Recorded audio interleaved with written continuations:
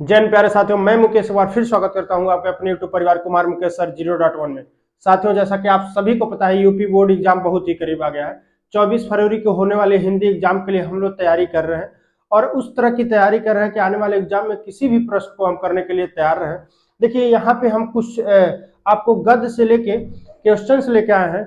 इस क्वेश्चन को हम लोग देखेंगे और ये समझेंगे कि लिखते कैसे हैं किसी भी व्यक्तित्व का जीवन परिचय। ठीक है, यहाँ पे हम लोग बहुत ही अच्छे ढंग से सीखेंगे, क्योंकि बहुत से बच्चे ऐसे जनरली याद तो कर लेते हैं सब लोग, लेकिन लिखने का तरीका नहीं जानते हैं कि हम लिखेंगे कैसे और नंबर कैसे प्राप्त करें। देखिए बच्चों, आपको बता दें कि जो होता है यूपी बोर्ड में हिंदी में बहुत सारे ऐसे मिस्टेक्स होते हैं जो आप करते हैं, उसके लिए आपको नंबर काट लिया जाता है।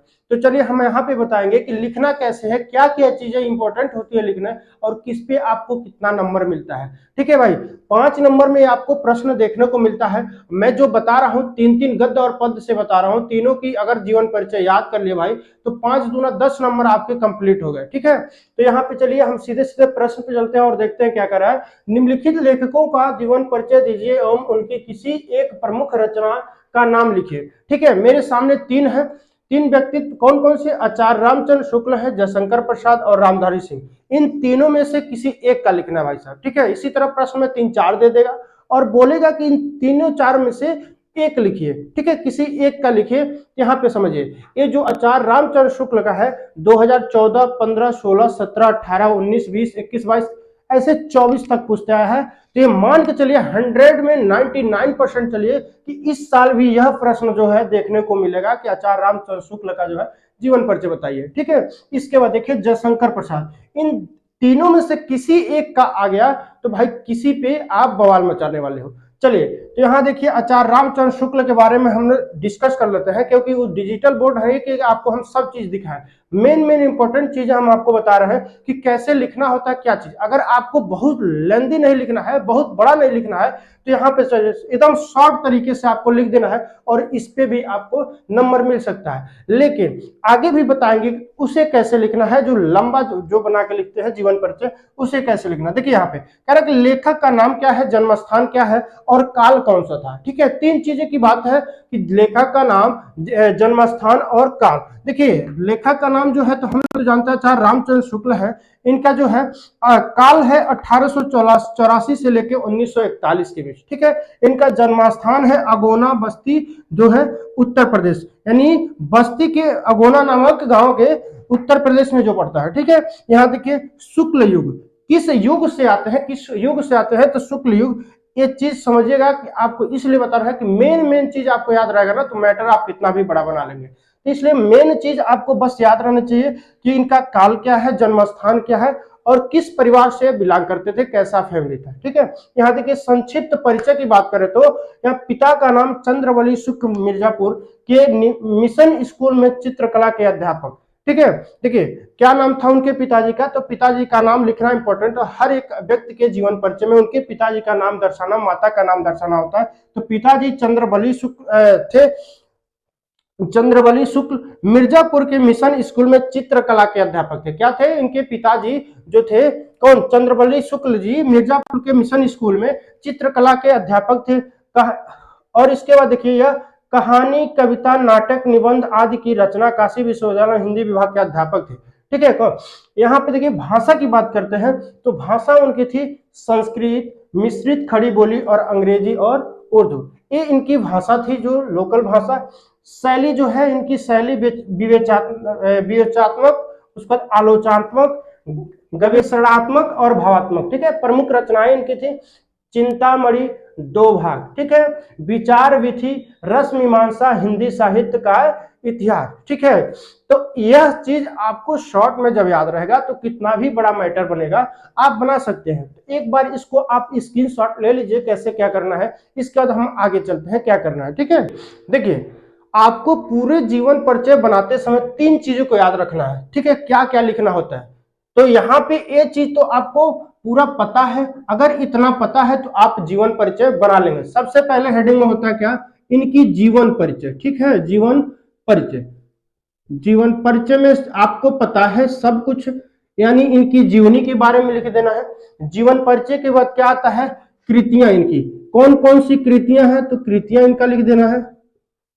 इसके बाद लिखना है साहित्य में स्थान। साहित्य में इनका स्थान कौन सा था, ठीक है, साहित्य में स्थान। तीन चीजें लिखना इंपॉर्टेंट होता है। पहला तो जीवन परिचय, तो जीवन परिचय में सारा चीज आ जाएगा, ठीक है।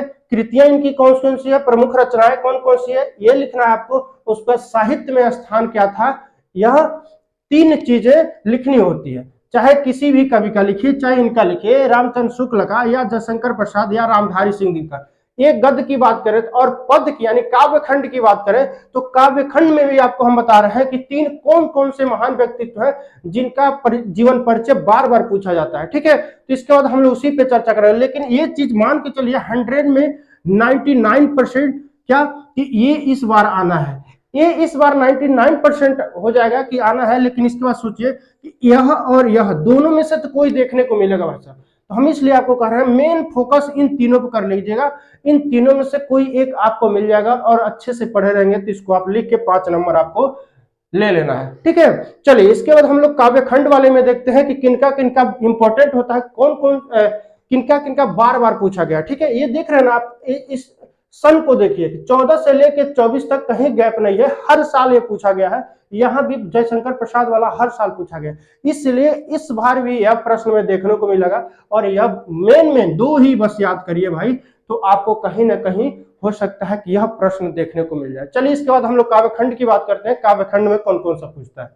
चलिए ये देखिए काव्यखंड वाले में सूरदास, तुलसीदास और सुमित्रानंद पंत, ये सब लगातार 2015 से 24, 2014 से 24 और 2014 से 24 हर साल पूछा गया है प्रश्न कि यह या तो सूरदास का लिखे या तुलसीदास का या सुमित्रानंद पंत का, किसी एक का जीवन परिचय लिखे इसमें से। तो भाई इस साल भी इन तीनों में से किसी एक को तो आप देखने को मिलेगा कि एग्जाम में ये देगा, ठीक है।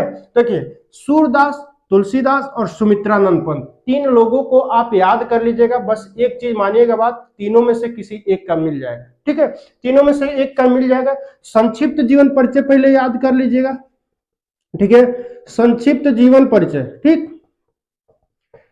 फार्मूला बता रहा है भाई, आपको इतना बड़ा याद करने की जरूरत नहीं है। संक्षिप्त जीवन परिचय एक बार याद कर लेना, संक्षिप्त जीवन परिचय याद रहेगा तो मैटर आप बना लेंगे। एक हेडिंग डालेंगे आप, जीवन परिचय, जीवन परिचय, उसके बाद इनकी शैली हो जाएगी, ठीक है, उसके बाद इनकी शैली हो जाएगी, इसके बाद इनका स्थान हो जाएगा, साहित्य में स्थान क्या था, स्थान हो जाएगा, ठीक है। तीन चीजें, बस यही तीन चीज आपको लिखना है, जीवन परिचय, शैली और स्थान। इसके बाद आपको कम से कम आपको मिलेगा नंबर तो 4.5 से भाई कम तो मिलना ही नहीं। अगर आपकी राइटिंग सही रही तो लिखने पे भी, लिखावट पे भी नंबर कटता है, ऐसा नहीं है कि लिखने पे नंबर नहीं कटेगा। जैसे देखिए आपने कुछ भी लिखा, ठीक है, शुरू में आपको बहुत अच्छे से सजा के लिखना होता है। जैसे आप लोग लिख लिए जीवन परिचय में पहली लाइन लिख लीजिए, जैसे ऐसे देखिए, एक गांव में एक किसान रहता, पहला ऐसा लाइन लिख लिए।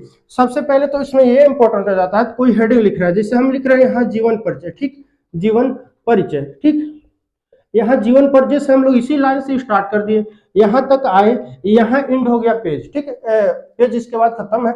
तो यहाँ से देखिए बहुत से बच्चे क्या होता है कि यहीं से लिखना शुरू कर देते हैं जीवन परिचय के नीचे से, लेकिन ऐसा नहीं होता है।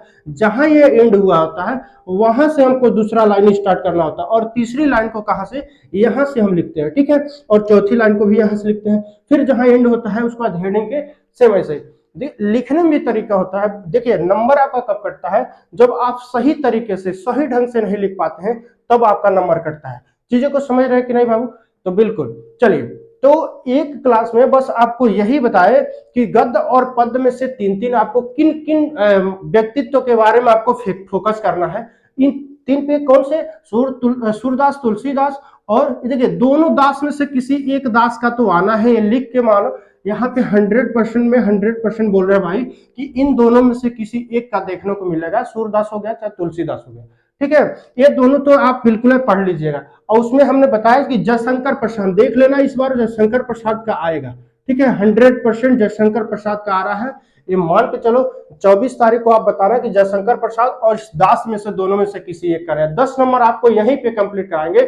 बोलना कि इस क्लास में हम आपको पीडीएफ क्या स्क्रीनशॉट लेके हम दिखाएंगे कि दोनों में से किसी एक का आ रहा है, इन दोनों में से किसी एक का, और ये जयशंकर प्रसाद वाला इस बार पेपर में छपने वाला। ठीक है। तो चलिए नेक्स्ट वीडियो में किसी और टॉपिक से आपके डिमांड पे हम लेके आएंगे, चाहे जो भी टॉपिक आप बोलेंगे, चाहे परिवाची हो चाहे कुछ भी हो, ठीक है।